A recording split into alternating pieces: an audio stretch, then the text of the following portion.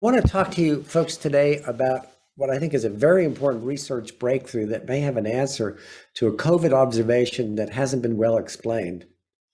Keep in mind that this is very early research, but from the very beginning of this pandemic, doctors have recognized that obesity is a major risk factor for COVID becoming a serious infection, and that people who are carrying extra weight are more likely to get the severe form of COVID, more likely to wind up in the hospital, and more likely to have a higher chance of dying. So it's been thought that obesity worsens the risk for COVID because people with obesity are more likely to have diabetes, high blood pressure, sleep apnea, and sometimes just the amount of fatty tissue in the abdomen that presses up on the diaphragms makes it more difficult to expand the lungs. And these are the folks who've been getting that overwhelming immune system reaction you've heard of called the inflammatory response.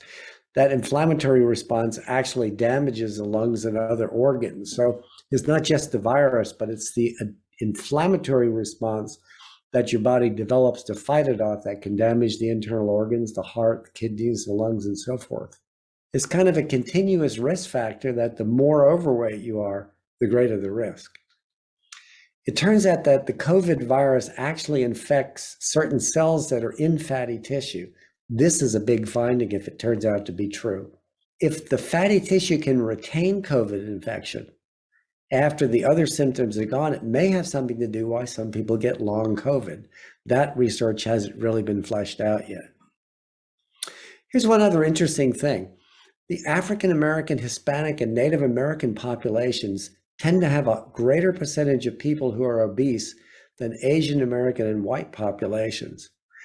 And it may possibly be that it's simply the greater frequency of overweight that makes COVID worse in these populations, and not any specific biological difference related to race or ethnicity. It may just simply be weight.